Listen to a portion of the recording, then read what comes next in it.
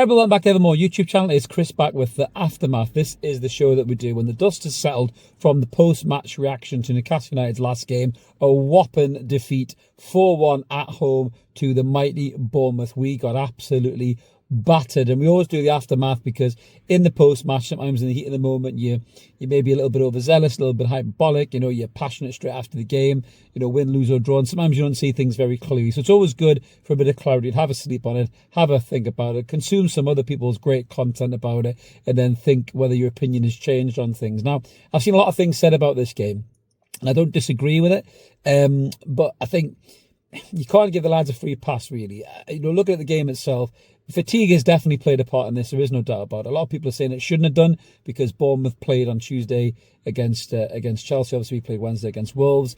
We haven't even travelled either.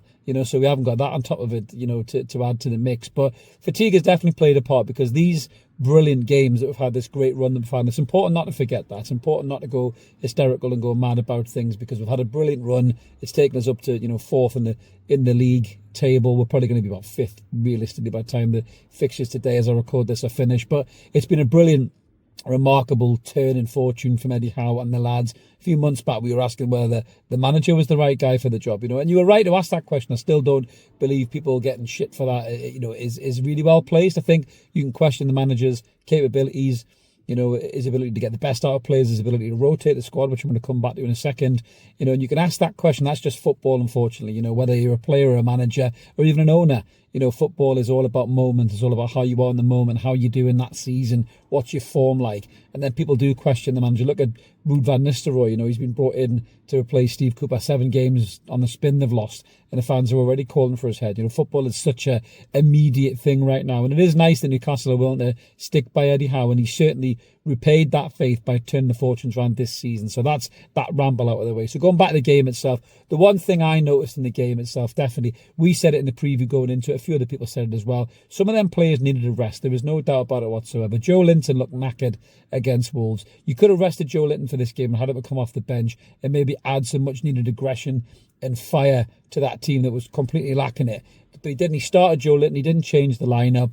Louis Miley was sitting on the bench. I think he deserves a chance. And with every game like this that happens where the midfield looks suspect, and it isn't just Joe Linton. I thought Bruno lost the ball so many times. Stupid dribbles in dangerous areas, trying to get free kicks that the ref wasn't giving him. He did start to get them towards the second half. When you look at the second goal, Kluivert's goal in particular, Bruno's calling for that ball with 3 men on him. Dan Burns got to be smarter there as well. We were so high pressed, so under pressure. Dan Burns got to find a loft for that ball, get some air behind it. Don't give it to Bruno every time he wants it because he's not always going to beat those 3 men. There's a point in question when we conceded the second goal. He's not superhuman, Bruno. He can get caught out in possession, and he does. Tonali was the best of the 3 by a country mile. But, I was watching Craig Hope's video. I always like Craig's take on the games. Some people don't, I do. And he did make a really good point in half-time, and I said the same thing. We need players that can keep a hold of the ball because Bournemouth were just on us like flies on shit. And you looked at that bench, and I'm going to get into the bench in a minute because I think the bench showed the real issues with the squad depth in this football club right now. But on the bench, you had players like Kieran Trippier, Fabian Schär and Louis Miley who look after the ball really well, retain possession. And that's what we needed in that second half. I think Eddie Howe could have easily made 3 substitutions in that first half period, that second half coming on with those 3 players, started playing with the ball, started looking after the ball, run Bournemouth ragged, make them get tired, and then find the killer passes, which all 3 of those players are capable of doing. And we didn't do it. We waited until a little bit later in the game, when the game was kind of away from us, really. I thought Bournemouth were well in control of the game, and the substitutions, sadly, didn't do anything. I mean, Fabian Schär making some stupid passes across the box with players, on it like a flash with pace and endeavour and hunger. Really poor decision-making from Fabian Schär. Trips just looked like a 30-odd-year-old defender in this game. He looked like he was worried about getting caught in possession, so he wasn't venturing too far forward. We didn't even see Louis Miley. He brought on Joe Willock, who did fuck all in the game, in my opinion. And this is my point with the substitution. So, you can have a bad day at the office. And I've seen a lot of people say that Newcastle did have a bad day at the office. But when only 1 or 2 of your players have a bad day at the office, or 3 of your players have a bad day at the office, the rest of them can pull them out the shit. When every single one of them has a bad day at the office, that is not good at all. There was parts of the game where Dan Burns, lackadaisical pass was getting cut out by Bournemouth that Gordon told him to stop doing it. And then he did it again to Bruno, and that's how we concede the second goal. So we're not learning from the mistakes. But when you look at that bench, herein lies the problem for me with the football club. And this is the whole point of my aftermath video, really. I'm not jumping on Eddie. I'm not jumping on the lads. They've had an amazing run. You know, you couldn't ask for a better fixture than Southampton after this to get back to winning ways and get this monkey off your back going into the game against Fulham, and then the big one against Arsenal, the second leg of the Cup semi-final. But the lads have to prove that this was a one-off, this was a blip, and I'm sure that they can do it, working hard on the training pitch, time to recover and get back to the Southampton game. But if you look at that bench, therein lies the problem.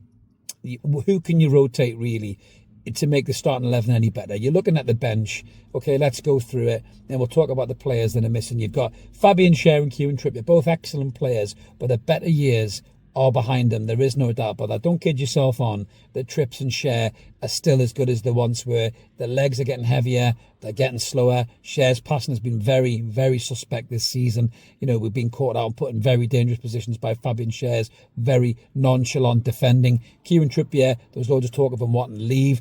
You know, he is regressing as a player in terms of his impact in the game. You know, even those brilliant crosses and set pieces that he used to do are non-existent now. So that's an issue there. Then you've got, you know, Sean Longstaff and Joe Willock, who, as players, are both regressing quicker than my fucking hairline. You know, they don't seem to be anywhere near the players that could give the impact of the squad that they were a season or two ago. You know, Joe Willock has disappeared off the map. His drop-off in form has been absolutely horrific. It really has. And, you know, Joe Willock used to be the player that come on, that ran at defences, carried the ball 15, 20 yards up the park, you know, caused problems, got a goal, and he looks nothing like that player now. He makes stupid decisions. He loses the ball all the time. I think he lost the ball something like 11 times in 20 minutes when he was on, and he just looked completely and utterly useless as an impact player. Did absolutely nothing. Sean Longstaff, again, seems to be, I don't know if it's a crisis of confidence, you know, or if it's just the Premier League has evolved, the team has evolved beyond Sean's capabilities, because when he comes in, he doesn't really look like he's able to give you something. Certainly in a game like that, when you're chasing the game, you're chasing really quick, athletic young players, that Sean will just get run in circles in that game. So that wouldn't have been a good substitution either to use. Will Asula's an unproven Premier League striker. Yes, he got his goal in the FA Cup. It was a great goal. He's enthusiastic, he's raw, he runs, but again, he doesn't make the right decisions. He's not got the nous, he's not got the brains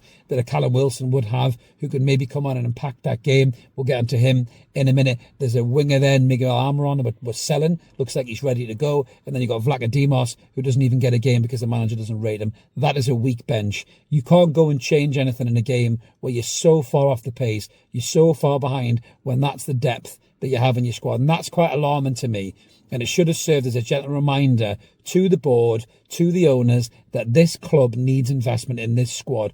Absolutely no doubt whatsoever. PSR, FFP, I get it, right? But there's some smart moves you can make. There's loan-to-buy deals. There's players available for really good pricing. You look at Jonathan David at Lille, who's going to be a free transfer in the summer. 12 million quid would get back, kid. And he will give you goals. He will give you an alternative to Isak, where you can rest Isak. When Isak isn't impacting a game, you could sub Isak off, bring Jonathan David on as a different player and can impact the game. Because let's face it, there was two huge players missing from that bench. It would have been perfect for that game yesterday when Newcastle were 2-1 down, you know, got nothing to the ball at all, weren't doing anything. Harvey Barnes and Callum Wilson, there's goals there, there's assists there, there's impact in both of those players. But the problem that you have with the two of them is they're never fit. And with Barnes, he seems to need a run of games before we start seeing the Harvey Barnes that he can be. He's been very inconsistent. So that's a big issue as well for Newcastle United, that those two players consistently pick up knocks. I know Harvey Barnes is only supposed to be out for a month, you know, but missed most of last season, came in and showed us what he could do. But Callum Wilson is perpetually injured. We should already have the Callum Wilson replacement on the bench, someone like a Jonathan David or that ilk, you know, to come on and make an impact and change the game, do things differently to Isak if he's not getting any change, and we don't have it. So the squad is massively imbalanced. You know, there's no doubt about that. Yes, the lads have done very, very well, you know, but our starting 11 is very good when they're fit. Maybe our starting 13 or 13 of the 25-man squad is decent, you know, but outside of that, they're not good enough for a top 4 Premier League team. They're not good enough to take in the Champions League. They may be good enough for Carabao and FA Cups. And yes, you need players like that in your squad who can come in and play those games. But for me, this was a massive reminder that this Newcastle United squad lacks depth, severe depth. And I understand about FFP. and PSR, but there is smart moves that Newcastle could make in this transfer window and certainly the summer to beef out the quality in that squad, because if we do get Champions League at the end of this season, we must have better quality in depth, or we are going to struggle once again in the Premier League, Champions League and all the cups as well. But that's my thoughts about that. I would have liked to have seen the manager made those changes a bit quicker. I would like to have seen us use the ball, keep the ball a bit better in terms of a tactic to stifle Bournemouth's play. I think we just played into their hands in every possible way, and that was a little bit of a concern. But I'm not going to come down too hard on Eddie and the lads. They need to put it right against Southampton, and hopefully they will. But thanks for watching, guys. Make sure you like and subscribe. Me and Mark will be back with What's Going On Monday night at 9:30 to pick through all of this stuff. Really bad performances by a lot of players, disappointing performances. We're going to ask the question about squad rotations in a bit more detail. Mark will pull up, I'm sure, the slides and the issues with the goals.